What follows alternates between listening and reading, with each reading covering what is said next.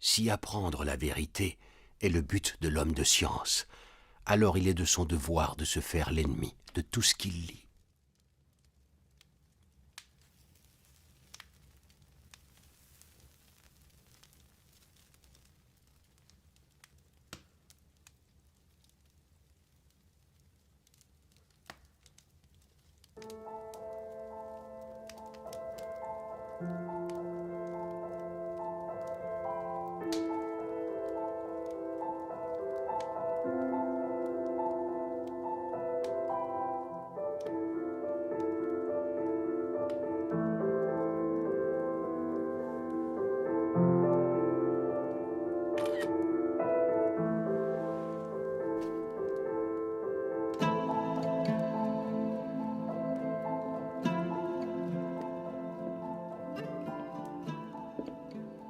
Tu as un souci, Leila? Ce n'est rien, grand-père. Je suis inquiète pour mon cours de sciences de demain. Je suis censée présenter un exposé. Ma foi, cela a l'air d'être amusant. Et ça l'est. Je suis supposée expliquer comment on voit, et tout ce que j'ai, ce sont ces diagrammes que je ne comprends pas. Je ne vais pas y arriver, et toute la classe va se moquer de moi. Ah, l'angoisse est la marque de tout vrai scientifique. Parfois, il faut un peu plus que quelques diagrammes pour bien comprendre comment fonctionne notre monde. À présent, voyons ce que nous avons là.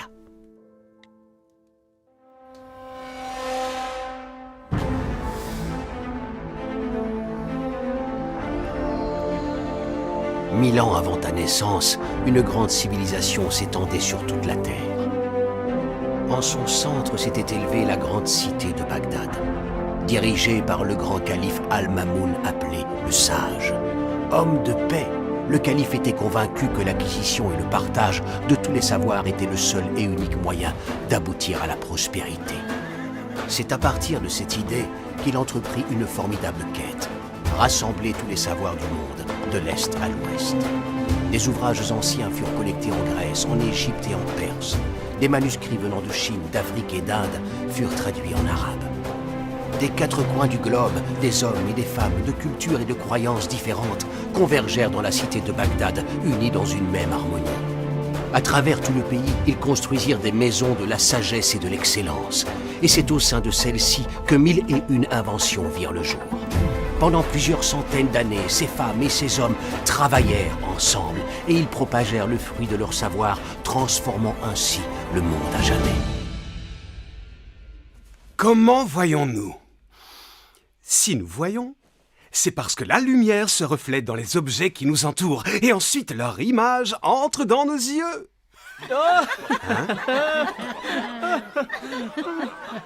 Ce que tu dis là n'a aucun sens, mon garçon. Le grand et sage savant grec Euclide pensait que des rayons invisibles s'échappent de nos yeux et que c'est pour cette raison que nous pouvons voir. Mais j'ai ici un manuscrit provenant du savant grec Aristote. Jeune Ibn al-Haytham, tu devrais choisir tes sources avec plus de discernement. Ce sont là de grands débats et de grandes théories que nous tenons. Mais où sont les preuves de ce que nous avançons?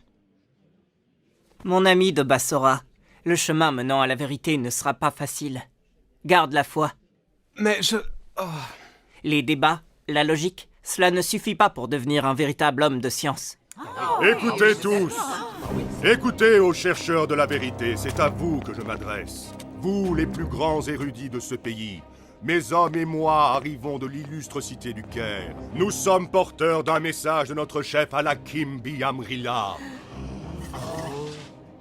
Notre bien-aimée Égypte est menacée par une force puissante de la nature, le grand fleuve du Nil. Quand il sort de son lit, il détruit et dévaste toute notre terre.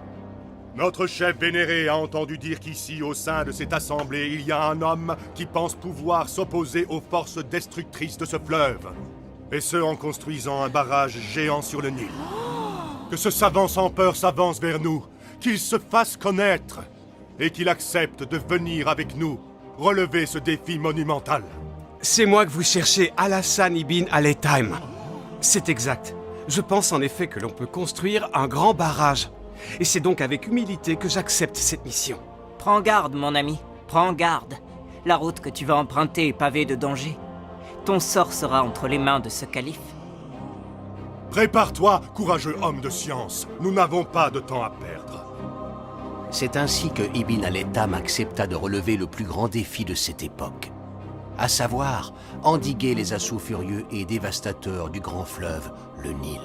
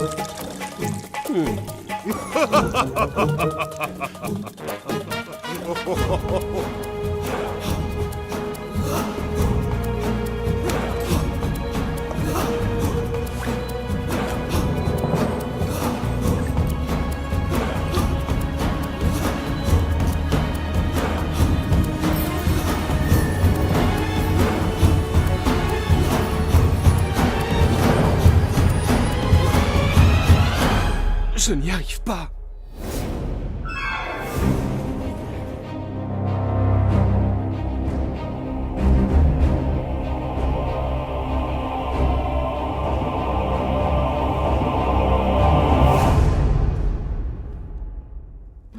Il s'est passé quoi ensuite? Qu'est-il arrivé à Ibn al-Haytham? Pourquoi n'a-t-il pas construit le barrage sur le Nil? De nombreuses histoires existent sur les raisons de son échec. Selon certains, il a réalisé que construire un tel barrage ferait sortir le Nil de son lit et détruirait un grand nombre de villages. Mais à lui, que lui est-il arrivé? Quel genre de sort le calife lui a réservé?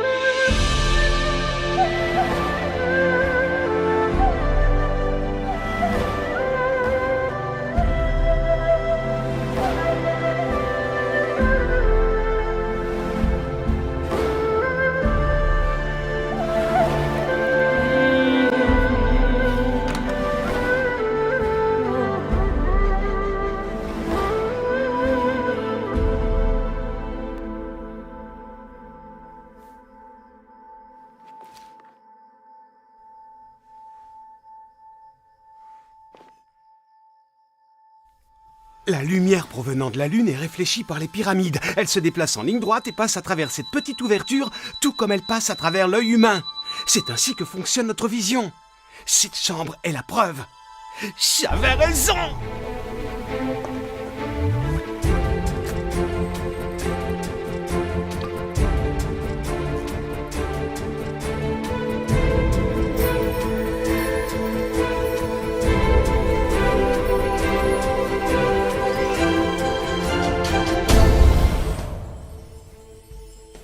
Le temps des débats théoriques était à présent révolu. L'heure était désormais aux expériences. Ibn al-Haytham avait fini par percer le mystère de la vision. Grâce à cette chambre noire, il avait trouvé la preuve qu'il cherchait.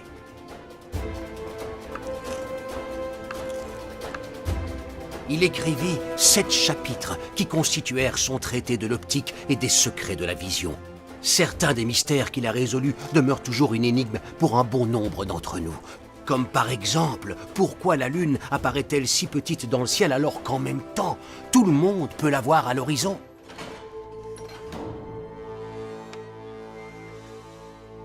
Notre chef vénéré a disparu. Il ne fait plus partie de ce monde. Continue tes recherches, homme de science. La période durant laquelle Ibn al-Haytham écrivit ces pages coïncida avec l'avènement de l'âge d'or du monde musulman. Ses travaux ouvrirent la voie à bon nombre de savants. Son savoir se propagea et permit à de nouvelles idées de se développer. En Europe, Ibn al-Haytham était connu sous le nom d'Al-Hazen. De nombreuses découvertes que nous connaissons et utilisons aujourd'hui ont vu le jour grâce à lui.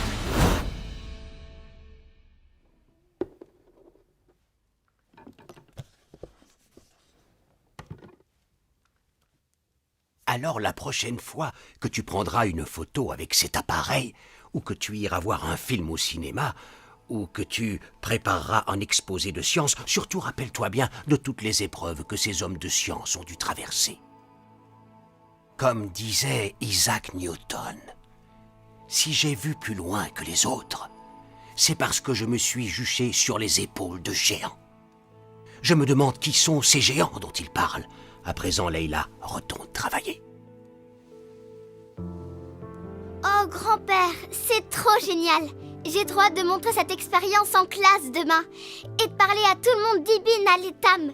Ah, je viens de me souvenir, j'ai aussi des exposés à faire en cours de maths, de sciences naturelles, de chimie et de physique. Ça en fait des expériences à préparer. Oh, Leïla, notre prochaine expérience se déroulera dans la cuisine. Elle consistera à préparer le dîner. Viens.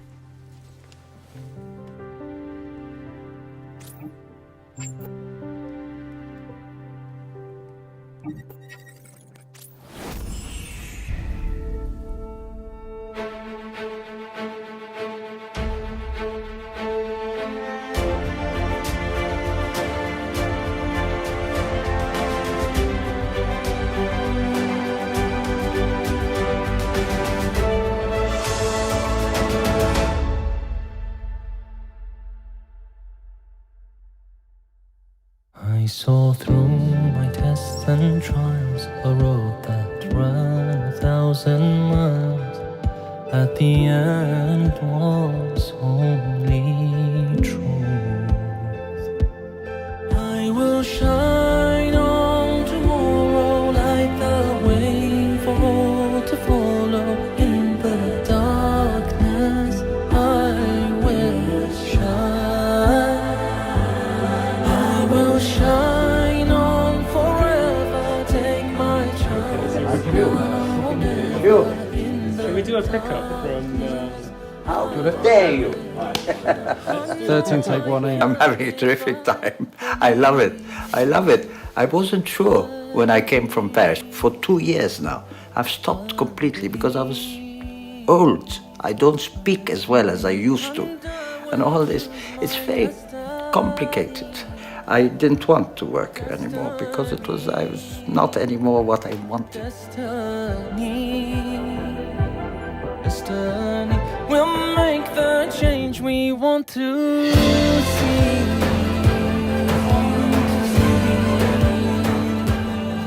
It's good for young people, this film. But it's not a film like the ones in the, that you show yourself become something. I don't want to be shown. I'll be a person who will say something which I believe in. What I'm trying to do is to believe in what I say and say what I believe. Because it's important. It's an important subject. We'll be doing it. We'll be doing it. Watch it. I believe, I believe, believe.